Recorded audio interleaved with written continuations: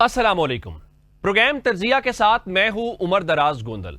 गुज़श्ता कई सालों में हमने पाकिस्तान की सियासत के हवाले से देखा है कि उसमें अदम इस्तेहकाम है, एक पोलराइजेशन हुई, लेकिन उस पोलराइजेशन या उसका जो नुकसान है वो ओवरऑल मुल्की मफाद के ऊपर या बाकी चीज़ों के ऊपर आता है। पाकिस्तान तहरीक इंसाफ एक बड़ी सियासी जमात तो ज़रूर है, लेकिन उनका शिकवा यह है कि उनको सुना नहीं जा रहा, उनके तहफ़्फ़ुज़ात दूर नहीं किए जा रहे।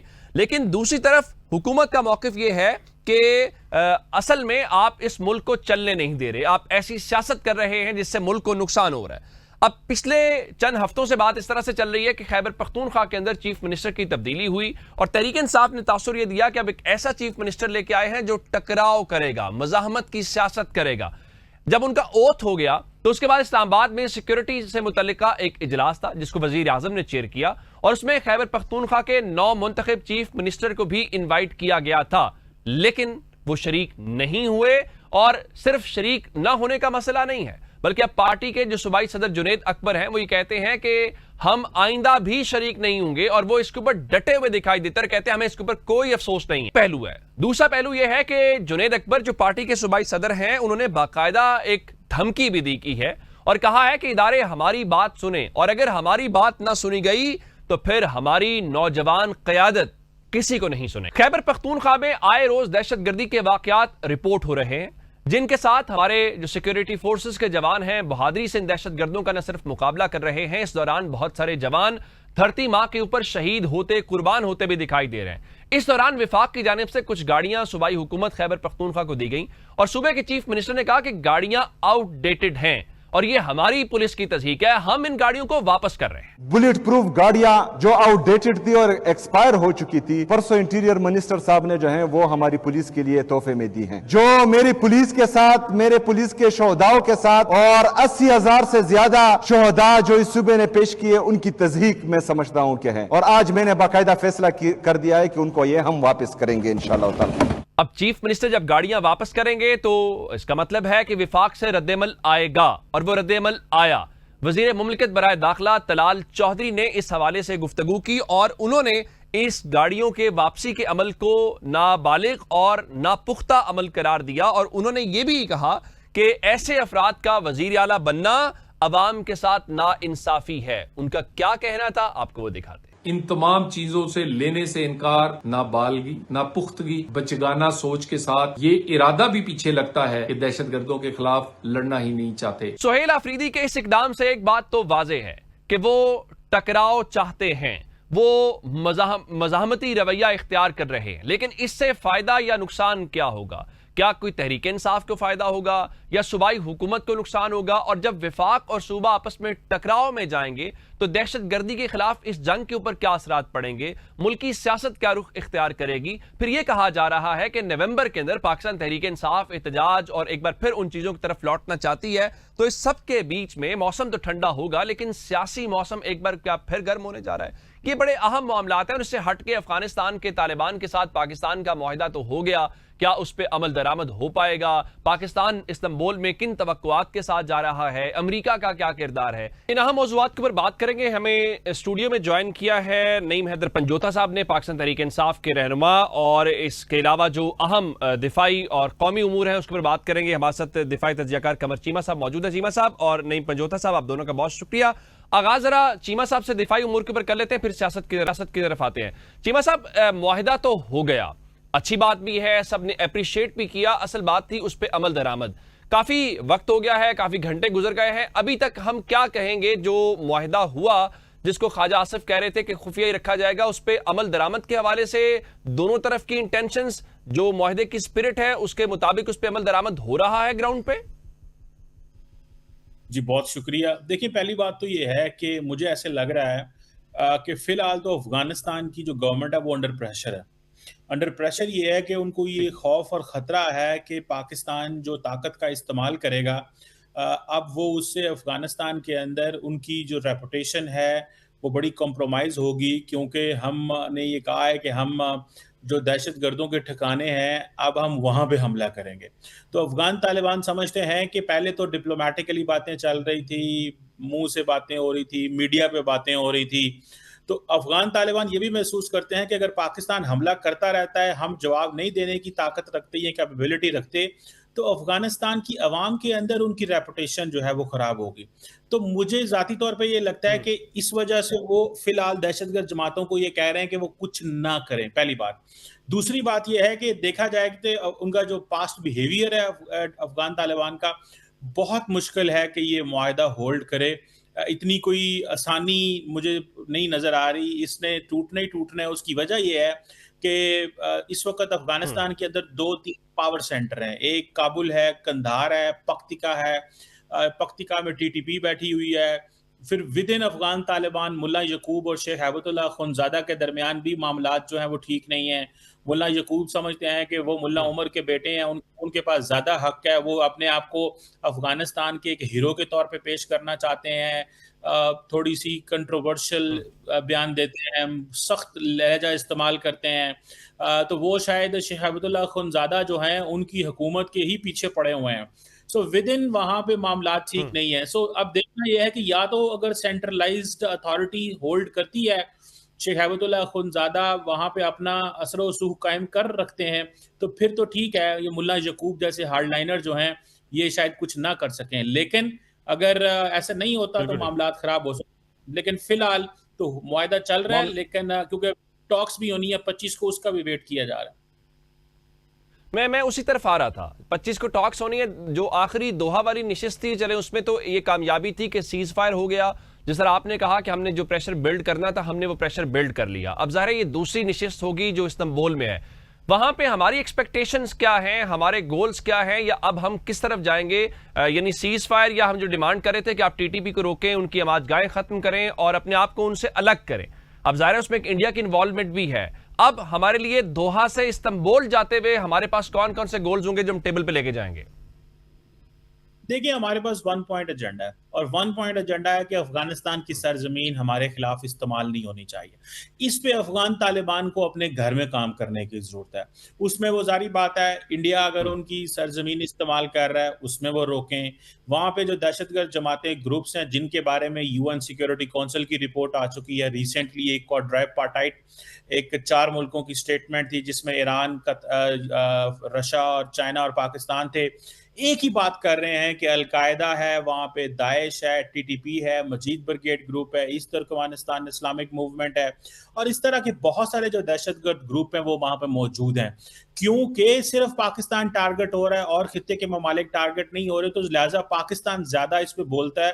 बाकी ममालिक डिप्लोमेटिकली अफगानिस्तान पे प्रेशर डालते हैं और ये कहते हैं कि ये दहशतगर्द जमातें आपके यहाँ हैं और ये इस्तेमाल हो रही हैं। सो पाकिस्तान के पास एक ही डिमांड है कि इनको खत्म किया जाए।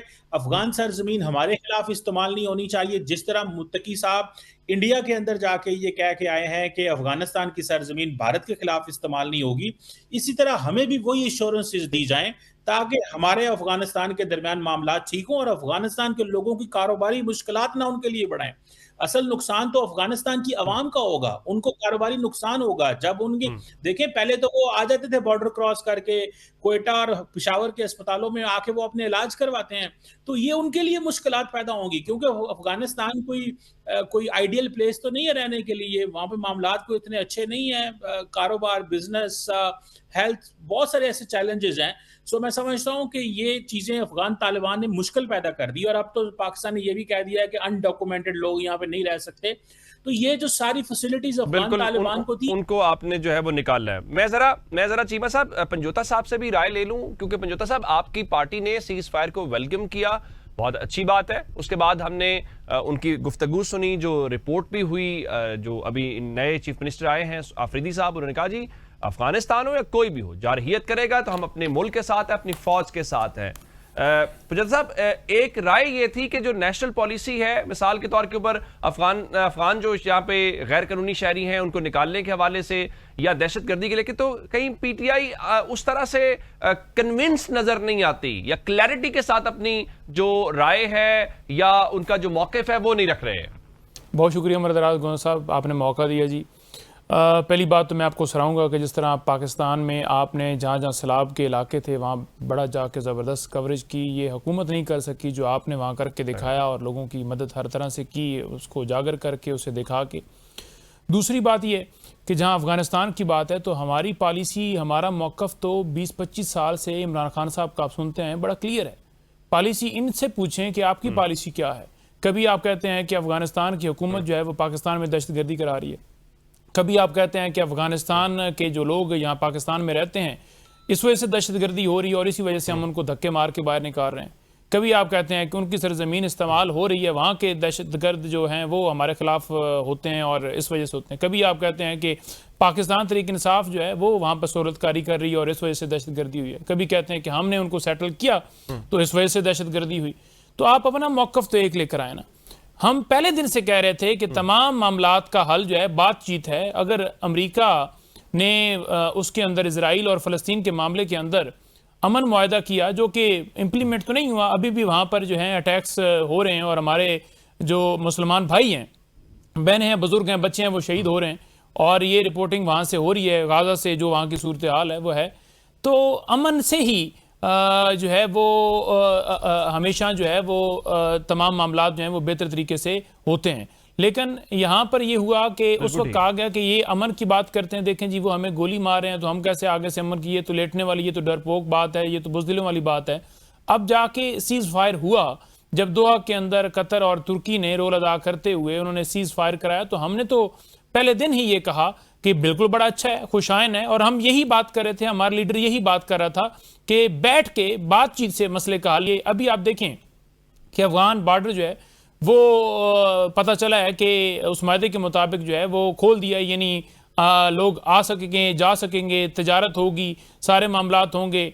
तो कल फिर ये कह देंगे कि इन्होंने तहरीक इंसाफ ने सीज़ फायर को खुश आमदेद कहा था, तो उस वक्त जो हमने सारे खोले थे तो उसके पीछे शायद इनका प्रेशर था जिसकी वजह से हमने मुआहदा किया। और देखें जी इनके प्रेशर की वजह से अब दहशतगर्द फिर से आ रहे हैं पाकिस्तान के अंदर, और पाकिस्तान से जो सारे मामलात हैं वो सारे साहब जो आप कह रहे हैं कि मुज़ाकरात से, बातचीत से मसाइल हल होंगे। देखें एक इजलास था इस्लामाबाद में प्राइम मिनिस्टर की ज़ेर सदारत, वहां पे सब लोग आए हुए थे, सूबे का स्टेक होल्डर होना चाहिए था चीफ मिनिस्टर, वो नहीं था। आप बाकी तो मुज़ाकरात की बात करते हैं लेकिन घर के अंदर जहां बैठ के मुकालमा करना है, बात करनी है, वहां से आप वॉकआउट कर जाते हैं या वहां आप अपनी नुमाइंदगी नहीं करते, तो ये तो तजाद हुआ ना। नहीं देखें उस सारे मामले के अंदर चीफ मिनिस्टर के ना होने के अंदर भी इनका रोल है, क्योंकि इन्होंने इमरान खान साहब से मुलाकात नहीं होने दी चीफ मिनिस्टर साहब की। शहबाज शरीफ साहब मुबारक तो दे देते हैं लेकिन वो जो उनकी तरफ से कहा गया कि पूछ के बताता हूं, जिसका बाद में ट्रेंड भी बन गया, वो पूछ के बताना जो है पेंडिंग ही रहा, वो नहीं बता सके।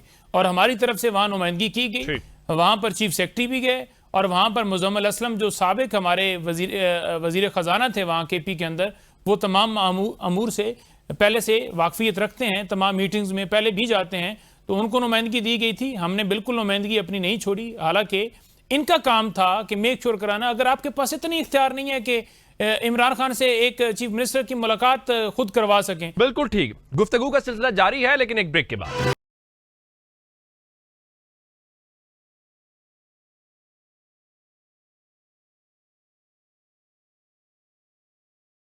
Welcome back. चीमा साहब वापस आते हुए उसी बात के ऊपर हमने दो एलामिये देखे कतर की जानिब से। एक एलामी आया जिसमें बॉर्डर का लफ्ज था, फिर बाद में हमने देखा अफगानिस्तान के मुख्तलिफ जो सेगमेंट्स थे, इवन जो पाकिस्तान मुखालिफ अमरुल्लाह सालेह है उसने बड़ा उसके ऊपर प्रोपेगेंडा किया, बड़ा खुल के पाकिस्तान के खिलाफ लिखा। तो उसके बाद अगला एलामिया कतर ने जारी किया, उसमें बॉर्डर का लफ्ज हटा दिया, लेकिन फिर सऊदी अरब ने जो इसमें वेलकम किया उन्होंने बॉर्डर का लफ्ज लिखा। आपके ख्याल में हमें एतमाद में लिया गया या हमें इसके ऊपर अपने दोस्त कतर से बात करनी चाहिए, क्योंकि डिप्लोमेटिक स्टेज के ऊपर और इंटरनेशनल फोरम्स के ऊपर और मीडिया के ऊपर भी हमने केस लड़ना है अपना। जी देखिए, ये मेरा ख्याल है इस पे रात को डिफेंस मिनिस्टर साहब ने कहा है कि ये कोई बहुत बड़ी बात नहीं है। और दूसरी बात ये है कि इसीलिए हमने 2 साल इसमें रखे थे, इसमें हमने तुर्की को भी ऐड किया था, क्योंकि शायद पाकिस्तान ये समझता है कि 2 प्लेयर होने चाहिए। कई दफा एक जो सालिस होता है वो अपनी उस तरह शायद चीज़ों को जस्टिफाई नहीं कर सकता। और क्योंकि कतर जो है उसने बहुत ज़्यादा सपोर्ट दिया अफगान तालिबान को, तो इस हवाले से हमारा वो मुसलमान भाई है, अच्छा ब्रदरली इस्लामिक कंट्री है, तो हमारे अच्छे ताल्लुकात हैं। लेकिन फिर भी 2 सालिस इसीलिए रखे गए ताकि एक अच्छे मुनासिब अंदाज से हो। सो मेरा ख्याल है असल चीज़ यही है कि क्या अफगान तालिबान मुआहदे को होल्ड करते हैं कि नहीं करते, क्या दहशतगर्द जमातें जो हैं वो उनको रोकते हैं कि नहीं रोकते? बाकी ये जो चीजें हैं, मैं नहीं समझता इस पे कोई ज्यादा गहराई में जाना चाहिए। अच्छा, उससे हटके मैं आपका कमेंट ये भी चाह रहा हूं कि हमने देखा है कि वहां पे जो इंडियन एस्टैब्लिशमेंट जिस तरह की बात कर रही है, पाकिस्तान ने उसके ऊपर बड़ा मौकिफ तो दिया है, लेकिन अब उसी को जोड़ा जा रहा है अफगानिस्तान से जो सूरत हाल है कि शायद मशरकी बॉर्डर से चीजें ना हों, अब वो मगरबी बॉर्डर को एक्टिव करें। तो क्या कोई हमारे यहाँ ये अप्रोच ज़ाहिर होगी, लाजमी होगी, या हमें ये एक्सपेक्ट करना चाहिए कि साइमल्टेनियसली मशरिक और मगरिब दोनों एक वक्त में भी किसी तौर पे एक्टिव हो सकते हैं, हमें उस तौर पे भी तैयार रहना है? बिल्कुल, ये आपने बड़ा अच्छा सवाल किया। देखिए, ये 2 फ्रंट वॉर है, बल्कि 2.5 फ्रंट वॉर है, कि जिसमें एक तरफ से आपको अफगानिस्तान इंगेज कर सकता है, भारत इंगेज कर सकता है, और दहशतगर्द जमातें भी हैं। ये भी तो एक पूरी की पूरी प्रॉक्सी और पूरा नेटवर्क है ना। तो मैं समझता हूं कि ये भी जहन में हमें रखना चाहिए कि ये पूरी की पूरी जो एक इंगेजमेंट है, ये हो सकती है, और इसमें ये लॉन्ग टर्म, देखिए इंडिया जो है वो इस चीज को समझता है कि पाकिस्तान को एक लो कॉस्ट वॉर में इंगेज रखो, सस्ती जंग लड़ो। और सस्ती जंग कैसे लड़ी जा सकती है कि आप दहशतगर्द जमातों को सपोर्ट करो, पाकिस्तान मसरूफ रहेगा, इकोनॉमी उस तरह नहीं चलेगी, फौज भी मसरूफ रहेगी, मुल्क का इमेज भी खराब होगा। तो वो तो ऑलरेडी इस चीज में इंगेज कर रहे हैं, और इसमें हमें, मेरा ख्याल है, एक नेशनल कंसेंसस चाहिए। अब होता क्या है कि जब एक कोई पॉलिटिकल ग्रुप या कोई कुछ पॉलिटिकल एक्टर्स जो हैं वो अपने पॉलिटिकल इंटरेस्ट के लिए या अपने एक पॉलिटिकल बयानिए के लिए थोड़ा सा डिफरेंस रखते हैं लार्जर बयानिए के साथ, तो वहां पे अफगान तालिबान जो हैं उनको एक स्पेस मिल जाती है कि देखिए जनाब, वहां पे हमारे मौकफ या हमारे हक में बात की जा रही है, या वहां पे डिवाइडेड पब्लिक ओपिनियन है, तो हमें इसकी स्पेस फायदा उठाना चाहिए। सो मैं समझता हूं कि प्राइम मिनिस्टर साहब को और बाकी तमाम टॉप लीडरशिप को एक ब्रॉडर एंगेजमेंट करनी चाहिए तमाम पॉलिटिकल स्टेक होल्डर्स के साथ, ताकि हमारी एक यूनाइटेड आवाज जाए। पहले भी यूनाइटेड है, लेकिन फिर भी जहां पे अफगान तालिबान ये समझते हैं कि एक डिवाइडेड ओपिनियन है पाकिस्तान के अंदर, और different political stakeholders different बात कर रहे हैं, तो मेरा ख्याल है ये तासुर भी कोई अच्छा नहीं है। इस पे फेडरल गवर्नमेंट को इनिशिएटिव लेना चाहिए, सबको साथ बिठाना चाहिए, और 1 पॉइंट एजेंडा जो है वो होना चाहिए कि अफगानिस्तान के साथ फ्यूचर में कैसे डील करना है। और मैं अभी जैसे नईम भाई बात कर रहे थे, देखें अफगानिस्तान के साथ कोई हम आज के थोड़े इंगेज कर रहे हैं। हमने अफगानिस्तान को चाइना के साथ इंगेज किया, ट्राइलैटरल मैकेनिज्म एस्टैब्लिश किया, खुद पाकिस्तान की पॉलिटिकल मिलिट्री लीडरशिप वहां पे गई। जो आप समझ लें कि ईरान के साथ एक हमारा ट्राइलैटरल मैकेनिज्म है अफगानिस्तान का। फिर इसी तरह आप देखें कि अरब ममालिक को हमने पहले भी यूएई कतर को इंगेज किया था, अभी भी इंगेज किया है। तो अगर आप सिर्फ ये कहते हैं कि बातचीत, तो बातचीत करते करते 4000 बंदे 4 सालों में मारे गए हैं। बातचीत करते हुए 15 अगस्त 2021 से अफगान तालिबान पावर में है, और अभी आप देख लें अक्टूबर 2025, और ये बातचीत का नतीजा है कि अभी तक 4038। जी, तो कितनी बातचीत होनी चाहिए कि कितने को हमारे बच्चे, कितनी बातचीत और होनी चाहिए। Very right, very right. तो जोधा साहब, चीमा साहब ने एक बड़ा अच्छा पॉइंट रेज किया कि फेडरल गवर्नमेंट को आगे बढ़ना चाहिए एक नेशनल कंसेंसस बिल्ड करने के लिए। जिस तरह हमने देखा कि इंडिया ने मई के अंदर एक हरकत करने की कोशिश की, लेकिन हमने एक नेशनल रिजॉल्व के साथ, जिसमें तमाम पॉलिटिकल पार्टीज, इवन आपकी पार्टी की तारीफ DGISPR साहब ने की, और ओवरऑल का आप नहीं समझते कि वाकई ऐसा होना चाहिए? गवर्नमेंट को अंदरूनी इख्तलाफात बाद में भी होते रहेंगे, आगे बढ़ें, इस पे एक नेशनल कंसेंसस बिल्ड करें, और PTI भी इसको वेलकम करे, कोई ऑल पार्टीज कॉन्फ्रेंस हो या पार्लिमानी ब्रीफिंग हो, और आप भी उसमें शरीक हों। देखिए, खैबर पख्तूनख्वा के अंदर अली मीर गंडापुर साहब ने ऑल पार्टीज़ कॉन्फ्रेंस बुलाई, और उसमें ये तमाम जमातें नहीं हैं, कुंडी साहब भी नहीं गए, यानी पीपल्स पार्टी या दीगर जमातें नहीं पहुंची। तो इनको तो है ही नहीं, ये तो सिर्फ सियासत करते हैं तमाम तर मामलात के ऊपर, और तो इनको कोई गरज नहीं है। दूसरी बात ये रहेगी कि इस वफाकी हुकूमत के पास तो कोई इख्तियार ही नहीं है। मैंने आपको पहले गुजारिश की कि इनके पास तो इतना इख्तियार नहीं है कि ये अपनी मर्जी से खाना खा लें, ये मर्जी से उठ लें, मर्जी से सो लें, मर्जी से काम कर लें, मर्जी से कोई चीज़ कर लें, या किसी शादी में चले जाएं या बाहर किसी दौरे के ऊपर। इनको तो पीछे से बटन दबाया जाता है। अर्दली क्यों कहते हैं? क्योंकि इनके पास इख्तियार ही नहीं है। इख्तियार आपके पास तब होता है जब आप आवाम की पजीराई से आते हैं, और आवाम ने वोट दिया इमरान खान को, इमरान खान वजीर आजम हो, आपके तमाम मसाइल का हल है। इमरान खान बैठते जाएं, आप देखें कि कैसे अमन आता है, देखें कैसे मईशत आती है, देखें आप पाकिस्तान में कैसे इन्वेस्टमेंट आना शुरू हो जाएगी, देखें पाकिस्तान के अंदर कितना सुकून और पाकिस्तान आगे बढ़ेगा। जब आप झूठ फरेब और एक मन घड़त निज़ाम बनाएंगे और उसके अंदर ऐसे लोग बिठाएंगे जिनकी करप्शन की दास्तानें आप खुद ही बताते रहें, तो फिर कैसे आप किसी मामले के अंदर भी आप आगे बढ़ सकते हैं। जहां तक बात की उन्होंने ऑपरेशंस की, देखें पीटीआई की हुकूमत से पहले, जब यानी खान साहब की हुकूमत थी वफाक में, उससे पहले और उसके बाद दहशतगर्दी नजर आती रही, और पीटीआई के दौरे हुकूमत के अंदर दहशतगर्दी कंट्रोल होगी, ड्रोन रोक है। ड्रोन के अंदर जब आप हमले होते हैं तो उसमें हमारे अपने सिविलियंस की भी जानें जाती हैं। तो हम नहीं समझते कि ये मसले का हल है। जितनी भी लंबी जंग हो, जितने भी लंबी कशीदगी हो, उसका हल बातचीत से होता है, और वो आपने दोहा के अंदर जाकर कर लिया। जो हमें कहते थे कि ये कहीं प्रो तालिबान है, अब आप को हम कहें कि आप प्रो तालिबान है, आपने तालिबान हुकूमत से बात कर ली है, तो ये बात सर्टिफिकेट्स और इस तरह के तमगे और इस तरह की चीजें जो हैं वो ना बांटिए। दूसरी ये चीज रहेगी कि देखें, अगर हमारी जो है फोर्सेस बड़ा अच्छा काम कर रही हैं, उन्होंने जिस तरह इंडिया के अंदर भी किया, जिस तरह अफगानिस्तान के मामले के ऊपर भी जवाब दिया। देखें उसके अंदर हमारे डॉक्टर अमजद अली हैं केपी से, उन्होंने असेंबली फ्लोर के ऊपर खड़े होकर ये कहा कि 36 चौकियों के ऊपर अगर हम 3 घंटों के अंदर कब्जा कर लेते हैं तो मेरा ख्याल में हमें जो है वो 500 जो दहशतगर्द हैं इधर खैबर पख्तूनख्वा के अंदर, उनको तो जो है इतने 14,000 छोटे ऑपरेशन हुए, 22 बड़े ऑपरेशन हुए, वो आज तक क्यों नहीं खत्म हुए। तो लोग सवाल करते हैं। अब उस सवाल को आप ये कह देंगे, देखें जी आप ये क्यों बात कर रहे हैं, आप तो दहशतगर्द हैं, टीएलपी के साथ क्या हुआ? वो क्या कह रहे थे? वो कह रहे थे कि हमने फलस्तीन के हक में एहतजाज करना। आज तक सवाल जरा मैं ले लूं अमेरिकन रोल के ऊपर, टाइम कम है, जरा उनके एक आखिरी सवाल चीमा साहब से ले लें। चीमा साहब, अमेरिका बड़ा प्रोएक्टिवली रोल प्ले कर रहा है, हमने हर वॉर में देखा, इवन इंडिया पाकिस्तान में, लेकिन अफगानिस्तान मैटर के ऊपर कुछ ज्यादा इंटरेस्ट नहीं शो किया गया अमेरिकन प्रेसिडेंट की तरफ से या अमेरिका की तरफ से। क्या रीजन हो सकती है? देखिए, पहली बात तो ये है कि वो समझते हैं कि अफगानिस्तान के ऊपर उनकी कोई लिवरेज नहीं है, एक बात। दूसरी बात यह है कि अमेरिकी सदर का जो ऑफिस है इस वक्त वो मसरूफ है, मिडल ईस्ट में जो चीज़ें चल रही थी, रशिया के साथ वो बड़े एक्टिवली इंगेज हैं, फिर उनके डोमेस्टिक बहुत सारे मिशन हैं, फिर साउथ अमेरिका में आप देखें वेनेजुएला, कोलंबिया के साथ मामलात बड़े ख़राब हैं, ड्रग कार्टल्स, तो वो अपने रीजन में बहुत ज़्यादा मसरूफ हैं। और ऑलरेडी फिर यूरोप में वो उनके साथ चल रहा है कि अभी उन्होंने रशियन प्रेसिडेंट और यूक्रेनियन प्रेसिडेंट से बात की और उनको बुलाया भी हुआ था। तो मेरा नहीं ख्याल कि वो समझते हैं कि तालिबान को इतने इंपॉर्टेंट है उनके लिए, और उनको ये भी पता है कि पाकिस्तान ये मसले खुद ही सॉल्व कर सकता है, ये कोई बहुत बड़ा इश्यू नहीं है। सो मेरा ख्याल है कि अब उनका इंटरेस्ट भी नहीं है और अमेरिकन एस्टैब्लिशमेंट भी उसको इस तरह नहीं देख रही।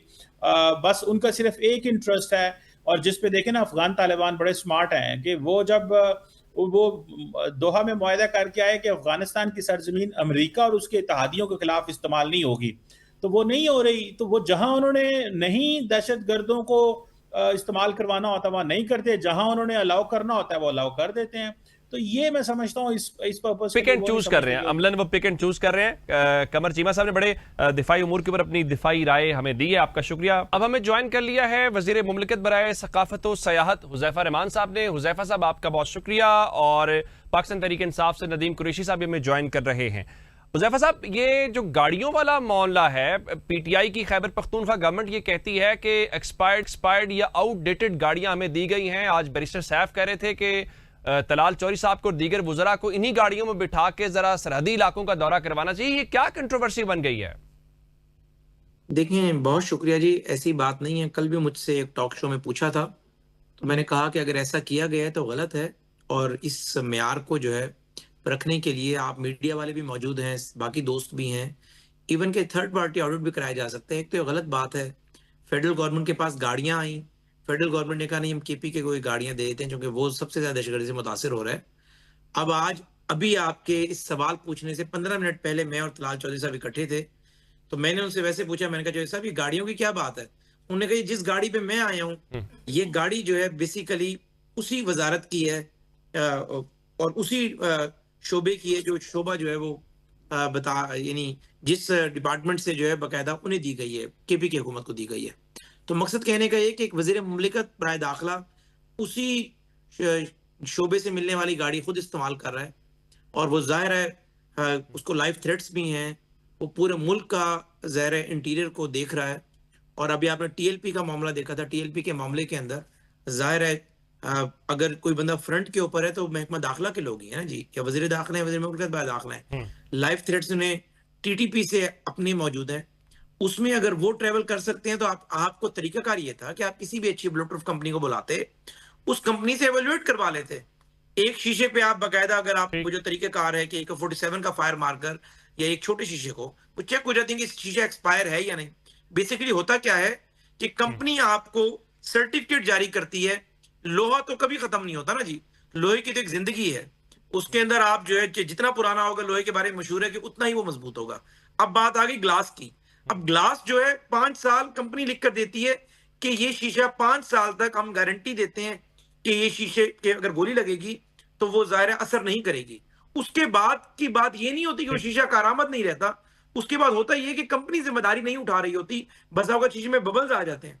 मैं जानता हूं कि ऐसे वफाकी बुजुर्ग को जिनके पास जाती गाड़ियां हैं, वो 15 साल से वो गाड़ियां यूज कर रहे हैं, लेकिन वो गाड़ियां आउटडेटेड नहीं हुई। अच्छा, for the sake of argument, अगर कोई चीज आउटडेटेड है, वो सिर्फ आउटडेटेड, अगर आप किसी एक्सपर्ट को आज लाइन पे ले लें जो ब्लूटूथ गाड़ियों को जो ब्लूटूथ करते हैं कंपनी से, किसी एक्सपर्ट बंदे को, वो आपको बताएंगे कि सिर्फ शीशा जो है ये आउटडेटेड होता है, लोहा आउटडेटेड नहीं होता। तो शीशा आप चेंज करवा लें, अगर आपको उस पर एतराज भी है। अगर आपका ख्याल है कि इतनी बड़ी जो कंट्रोवर्सी नहीं है और ये इसको चेक किया जा सकता है? 12 लाख में बुलेट गाड़ी का शीशा चेंज हो जाता है। अगर आपको मरकज ने गाड़ियां दी हैं, आपका एक एसेट बिल्ट हो गया है, आपसे कोई पैसे तो नहीं लिए। बिल्कुल ठीक। गुफ्तगू का सिलसिला जारी है, लेकिन एक ब्रेक के बाद।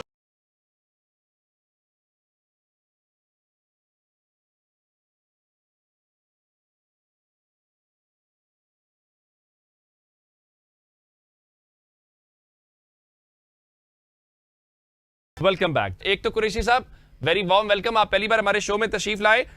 मैं आपसे जानना ये चाह रहा हूं कि कल जो खैबर पख्तूनख्वा के चीफ मिनिस्टर ने स्पीच की, उसके बाद वो जिरगों की बात कर रहे हैं चारसदा में, करक में और अपने जिला खैबर के अंदर।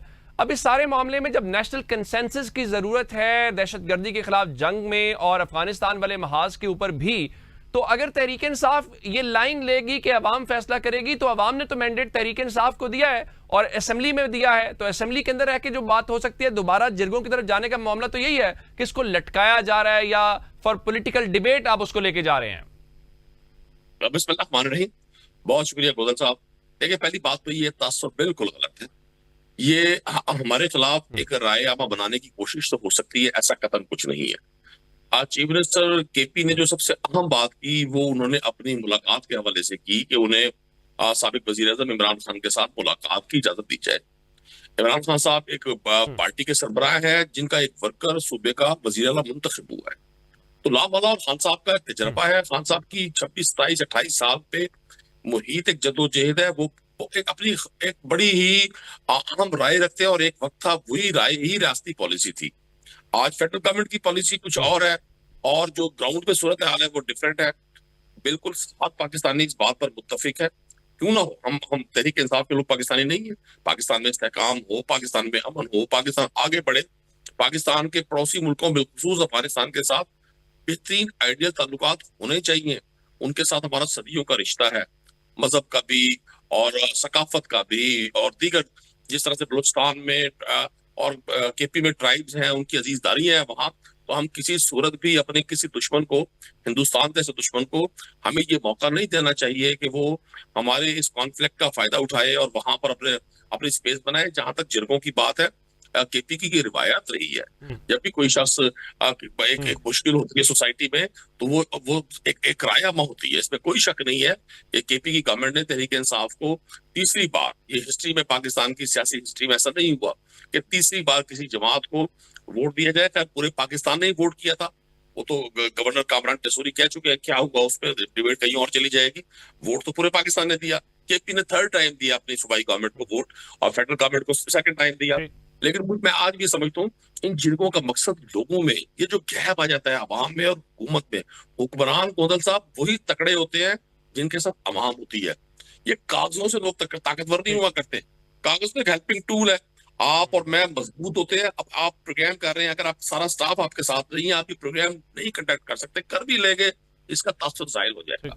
मैं आज भी समझता हूँ कि पीके की आवाम की उनका इंगेज होना और उनकी जो ग्राउंड पे तकालीफ उनको है, बिल्कुल ठीक है, आप कह रहे हैं इट्स ऑल अबाउट पब्लिक, बिल्कुल ठीक है। अच्छा उज़ैफा साहब, मैं आपसे जानना ये चाह रहा हूं कि खैबर पख्तूनख्वा की हुकूमत का बड़ा सादा सा मुतालबा है कि हमें हमारे चीफ मिनिस्टर को मुलाकात करने दी जाए। कल सूबाई असम्बली ने करारदाद भी मंजूर कर ली। आपके सर्कल्स इसके ऊपर गौर कर रहे हैं, कोई मुलाकात एक्सपेक्टेड है? आप ही इस सिलसिले को आगे बढ़ने दें, वहां एक कैबिनेट बने, मामला आगे बढ़े, गवर्नमेंट डिलीवर करे, अपना काम करे, या आप भी जिद पे अड़े हुए हैं, वो भी अपनी जिद पे अड़े हुए हैं? नहीं जी, बिल्कुल हम बिल्कुल जिद पे नहीं अड़े हुए गोंदल साहब। और जिस तरीके से आपके गुज़िश्ता प्रोग्राम में मैंने गुजारिश की थी कि केपीके के वज़ीर आला से जब प्राइम साहब ने बात की, तो उन्होंने फिर उस बात को जो पब्लिक में आके किया, तोड़ मरोड़ कर पेश किया। हालांकि फैक्चुअल गलत बात थी। उन्होंने बात ये की थी कि मैंने एक दरख्वास्त दी हुई है होम डेवलपमेंट पंजाब को, और अब तक मेरी दरख्वास्त में अमल दरामद नहीं हुआ। तो उन्होंने कहा मैं पूछ कर बताता हूँ। और उन्होंने सिर्फ हमें बाहर आकर इतनी बताया, मीडिया को ये बताया कि मुझे कॉल आई थी और मैंने कहा मेरी मुलाकात करा दें। उन्होंने कहा मैं पूछ के बताता हूँ। तो आपको इस तरह गलत बयानी नहीं करनी चाहिए। आप chief executive of the country, अगर आपको being the chief executive of the province call कर रहे हैं और आपको मुबारकबाद दे रहे हैं, तो आप सिलसिले को आगे बढ़ाएं। खैर, इससे मैं आगे आऊंगा। जो हमारी लास्ट मीटिंग हुई है जिसमें चारों वज़ीर आला को दावत दी गई थी, केपीके से कोई नुमाइंदगी नहीं थी, लेकिन जो है मुजम्मिल असलम साहब इनके जो है बतौर नुमाइंदे पेश हुए, आए उसके अंदर चारों वज़ीर आला के साथ। उनने मेहरबानी फरमाई और उनको सबसे ज्यादा जो है वो मौका दिया गया वहां पर बोलने का। और उन्होंने भी बड़ी अच्छी बातें की। अफगान रिफ्यूजीज के हवाले से उन्होंने अपनी प्रोग्रेस का बताया। तो मैं समझता हूँ कि अगर केपीके की तरफ से इस तरह के लोग मरकज से बात करें तो बातचीत का मजा भी आता है और जो डेडलॉक है वो भी खत्म होता है। और आपके प्रोग्राम के तवज्जुह से मैं गुजारिश करूंगा कि इंशाल्लाह ताला आइंदा चंद रोज में फेडरल गवर्नमेंट ने कहा है सूबे को, और केपीके के वजीर आला की मुलाकात भी करा दी जाएगी ताकि वो अपनी काबीना जो है उसे मुकम्मल करें और मरकज के साथ जो है बेहतरीन ताल्लुकात को लेकर चलें। हुज़ैफा साहब, ये जो हफ्ता चल रहा है, इस हफ्ते में हम ये समझें कि आज अगर 2-4 दिन अभी जो हैं, वर्किंग डेज जो हैं, इन्हीं दिनों में मुलाकात हो जाएगी? जी, इंशाल्लाह ताला तवक्को यही है कि अगर कोई और इश्यूज मुल्क में, जरा होता है कि day to day issues change हो रहे होते हैं, कोई और इशू आ जाए, तहरीक इंसाफ खुद अपने लिए कोई ना कोई मसला खड़ा कर देती है। जिस तरीके से बातचीत चल रही है और बातचीत हुई है, तो मुझे कभी उम्मीद है कोई एहतजाज, कोई इस तरह की चीज नहीं आती। तो इस हफ्ते में इंशाल्लाह ताला वज़ीर आला साहब की मुलाकात भी करा देंगे और हम चाहेंगे कि वज़ीर आला साहब जो है मरकज के साथ मोहब्बत, प्यार और फाम तफहीम से चलें, अपने सूबे की आवाम के लिए फंड्स लें, अपने सूबे की आवाम की बेटरमेंट की बात करें, हेल्थ एजुकेशन सेक्टर को बेहतर करने की बात करें, लॉ एंड ऑर्डर के हवाले से हमारे साथ एक पेज पर हो। और हमें तो इसमें बड़ी खुशी होगी कि केपीके में अमन दोबारा बहाल हो। चाहे ये कि वो कहें कि जी मैं कुर्सी को लात मार दूंगा या मैं मरकज के साथ चलने को तैयार नहीं हूं, तो मेरे ख्याल से उन्हें भी अपनी पॉलिसी पर लचक दिखाना होगी। और वजीर आजम साहब ने उन्हें जो कॉल की, ये इस बात की गमाजी करती है कि मरकजी हुकूमत उन्हें दावत दे रही थी कि आए आप और हम बैठकर अपने तमाम मामलात मिलजुल कर बैठकर हल करें। जी ठीक है, ठीक है। कुरैशी साहब, अगर मुलाकात हो जाती है और इसी हफ्ते हो जाती है जो हुज़ैफा साहब कह रहे हैं, तो ये एक गुडविल जेस्चर भी तो होगा। फिर तो आपको आगे बढ़ना चाहिए। अगर शहबाज शरीफ साहब ने कॉल की थी आफरीदी साहब को, तो आप भी आगे बढ़ें, विफाक के साथ कुछ मसाइल को हल करें, सूबे की बेहतरी होगी, लोगों के मफाद में होगा। देखिए, आफरीदी साहब ने शहबाज शरीफ साहब की कॉल पर उनका शुक्रिया अदा किया था। किसी भी स्टेप से, किसी भी साइड से अगर कोई अच्छी बात होगी, अगर कोई पॉजिटिव जेस्चर दिखाया जाएगा, तो तहरीक इंसाफ की तरफ से भी उसी तरह से गुडविल जेस्चर शो होगा। लेकिन देखना यह है कि हमारे यहाँ हर चीज पर तो पॉलिटिक्स है, और बिलखुसूस मौजूदा जो सारा ये सेटअप है गवर्नमेंट का, उनका तो टारगेट सिर्फ और सिर्फ एक जमात है, तहरीक इंसाफ। वो जिस तरह से फैसले अदालतों से आए, जिस तरह से इलेक्शन कमीशन ने बिहेव किया, तहरीक इंसाफ अगर देखें तो ग्राउंड पे तो कोई पार्टी नहीं है कागजों में, लेकिन ग्राउंड पे तहरीक इंसाफ बहुत बड़ी हकीकत है। अगर विफाकी हुकूमत के रवैये में इतना खुलूस होगा, जो हो ही नहीं सकता, मतलब पाकिस्तान की तारीख में वो पॉलिटिकल पार्टी जो हमेशा मुतारिब रही, आज शीरो शक्र है, लड़ते भी हैं, फौरन खौफ से इकट्ठे हो जाते हैं। क्यों? उनको पता है कि इंसाफ, पाकिस्तान की अवाम, मौजूदा सियासी जो जो जो खिलाड़ी हैं उन पर एतमाद कर चुकी है। खिलाड़ी पाकिस्तान की पॉलिटिक्स में अब सिर्फ एक है, जिससे लोगों की तवक्को है, जिससे लोगों को उम्मीद है, जिससे लोग अपना निजात नहीं समझते। वो जमीर का कहते, जिसे अडियाला में कैद करने के बावजूद सारे हुक्मरान उसकी खौफ में कैद है। तो मैं आपसे गुजारिश कर दूं, अगर फेडरल गवर्नमेंट के रवैये में कोई अच्छाई होगी, नौजवान वजीर है सुहेल आफरीदी, बड़े एक खूबसूरत अंदाज में ग्राउंड का वर्कर है ना जी। किसी और जमात में तो ये तस्वुर भी नहीं है कि कोई उनका ग्राउंड का कोई प्लेयर उनका उनका नौजवान बनकर कभी चीफ मिनिस्टर बन जाए। हाँ, यहाँ ये तो होता है कि 2-3-4 खानदानों ने 40-50 साल से इस सारे सिस्टम को हाईजैक किया है वैसे। तो मैं तवक्को ये रखता हूँ। बिल्कुल ठीक कुरैशी साहब, बिल्कुल ठीक, आपका पॉइंट आ गया कि ये आप भी आगे बढ़ेंगे। बड़ा अच्छा आप डिबेट को आगे बढ़ा रहे थे। कुरैशी साहब आपका, उज़ैफा साहब आप दोनों का बहुत शुक्रिया। प्रोग्राम हो गया है, हमें इजाजत दीजिएगा। खुदा हाफिज।